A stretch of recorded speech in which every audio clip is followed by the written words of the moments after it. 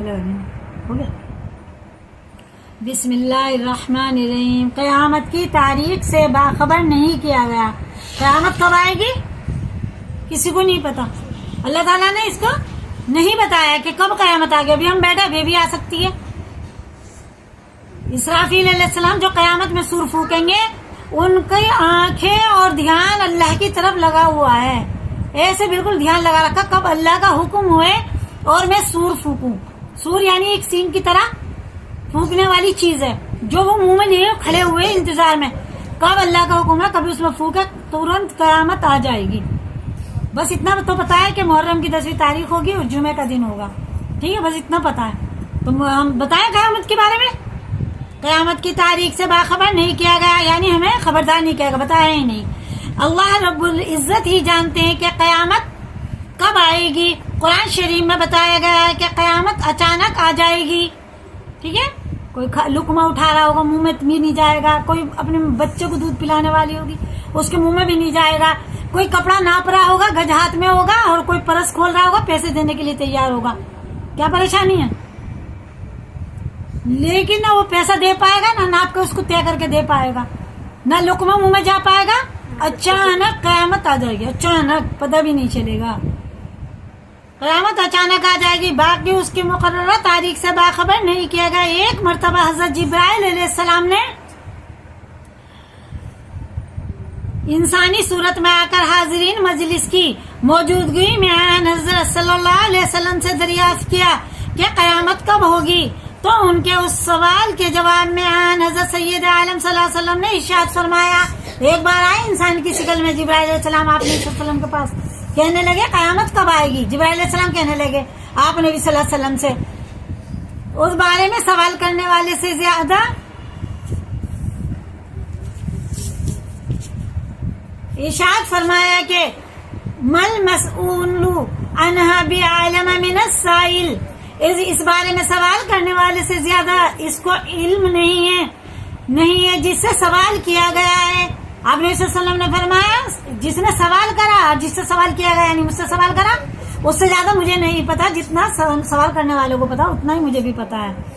بخاری شریف کی حدیث ہے. اس کو علم نہیں جس سے سوال کیا گیا یعنی اس بارے میں ہم اور تم دونوں برابر ہیں.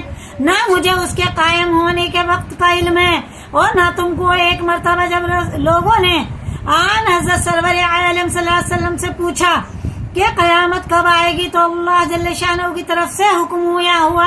کسی نے پوچھا آپ نے صلی اللہ علیہ وسلم سے قیامت کب آئے گی تو اللہ کا حکم ہوا قرآن شریف میں. ہم آیت چھوڑ کے صرف اس کا ترجمہ پڑھیں گے.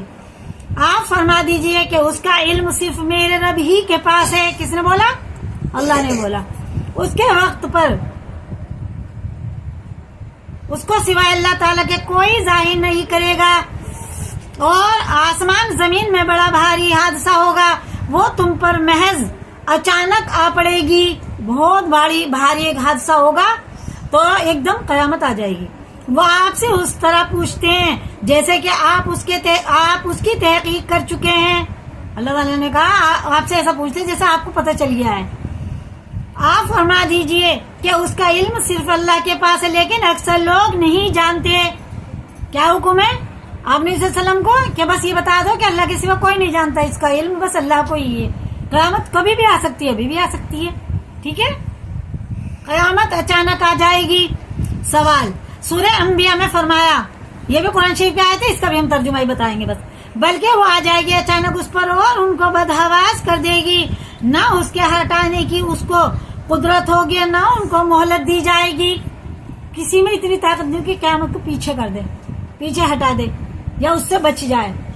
اچانک آ جائے گی. اس آیت مبارکہ سے اور اس سے پہلے آیت سے معلوم ہو کہ قیامت اچانک آ جائے گی.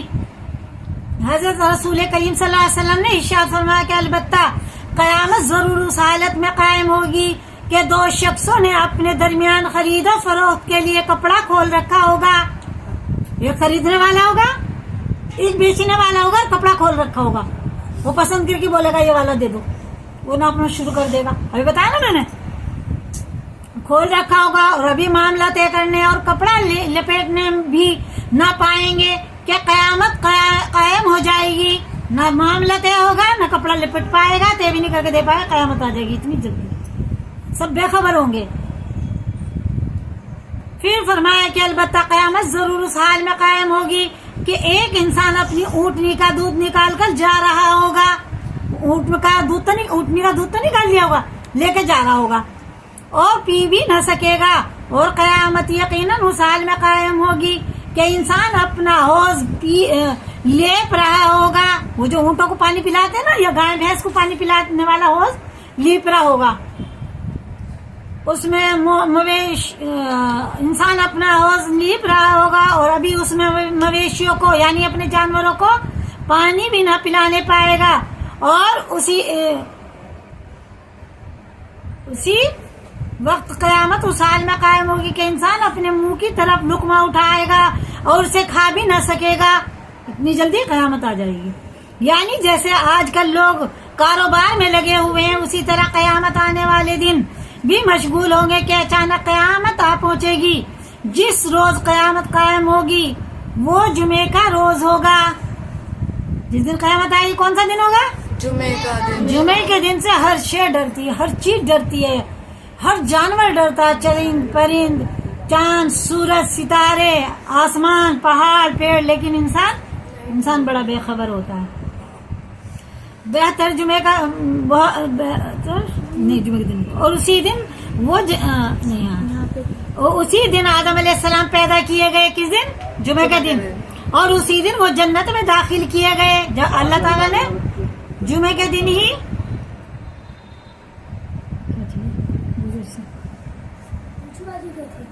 جنت میں داخل کیے گئے. اسی دن اللہ تعالیٰ نے آدم علیہ السلام بنایا. اسی دن یعنی اسی دن نہیں بنایا, پیدا جمعے کا دن تھا جب اللہ تعالیٰ نے آدم علیہ السلام کی سواری دھوم دھام سے جنت میں لے گئے فرشتے کے ساتھ.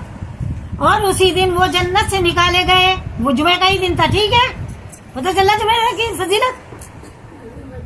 انسان کی تخلیق بھی اللہ نے جمعے کے دن کی, جنت میں بھیجا آدم علیہ السلام کو, اور جنت سے بھی نکالے گئے جمعے کے دن کا.